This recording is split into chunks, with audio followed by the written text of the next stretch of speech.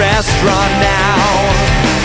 I wanna yell out Avengers assemble, not order up for Ethel. Yeah, we're out of cheeky now.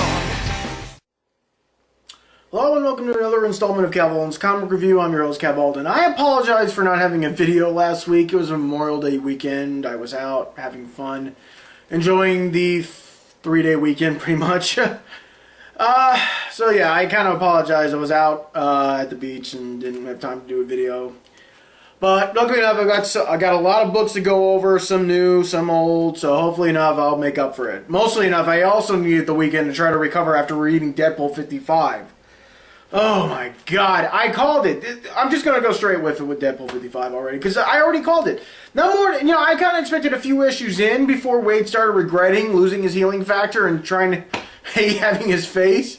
But wow, already one comic in and he hates losing his healing factor. He hates the fact that, he could die. Not to mention him going at, oh my god, not to mention he's getting his ass kicked by the Trapster. The Trapster of all people, wow. Man, that's almost as worse as getting beat by Stilt Man. Or Kite Man. Oh my god. But already, like I said, he's already regretting the choice that he's made. Now he's already, like I said, and then after that, after almost getting killed and blown up, he loses a finger. Literally, loses a finger.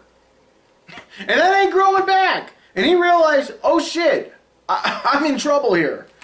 I just hope, man, we'll see what the next issue 55 holds up, because 56 holds up, which is going to be out in, I think, what, in 2 weeks, I think? As of now, yeah, 2 weeks, so hopefully that. Okay, moving on from that one, I'm going to go straight into the others. From the Amazing Spiderman Annual, number 39. Basically, this is sort of like, this is your life story, in a way, for Peter. Like, basically, what would happen if Peter Parker never existed and Spider-Man never existed? Would the world be better off? Would the world not be better off? And it's a nice 12 piece. Like I said, it's like I said, it's like one of those, this is, it's a Wonderful Lives thing during the Christmas story, and like, basically, Peter gets to see what the world's like without him if he hadn't been Spider-Man, or if he hadn't even existed at all. And some of it's good, and some of it's not so good. So let's move on to that. Let's move on to the DCs. I'm going to go on to the DC. This book actually came out last year. DC lately, ever since their re-release of their reboot, has been re-releasing or coming out with brand new comics as of now. This one here I have right here is Dial, the Most Unlikely Hero, Dial H. It's a new book from the New 52 line.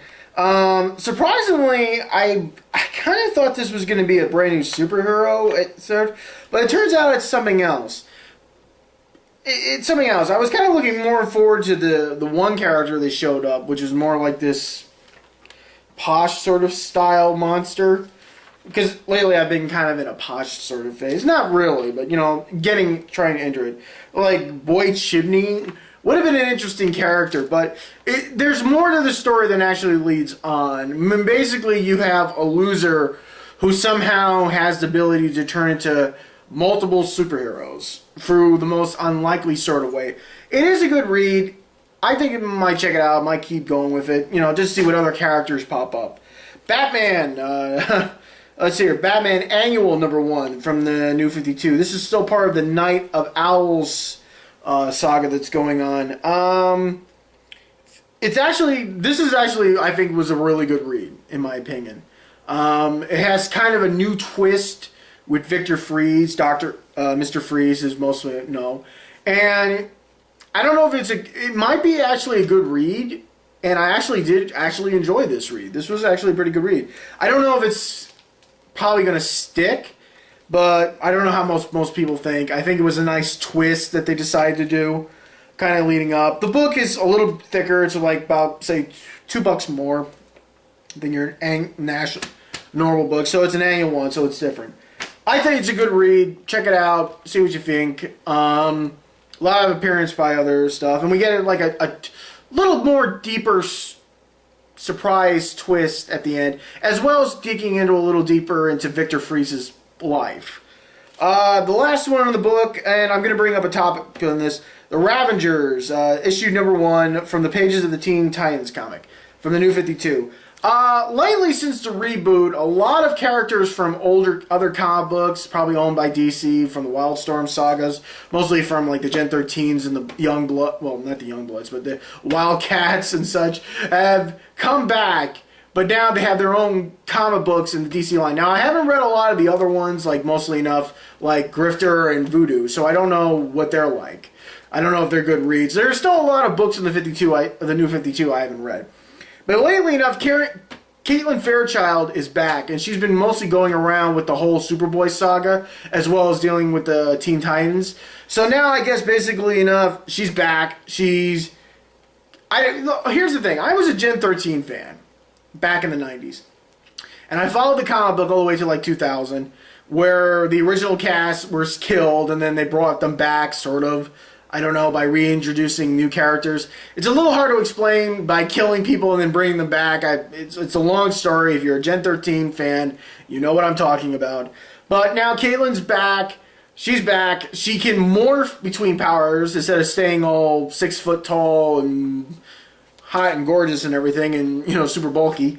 So basically, the thing is that a lot of the characters, you're going to notice a few characters in this book that aren't with the Titans just yet. So like I said, the Titans are still starting out.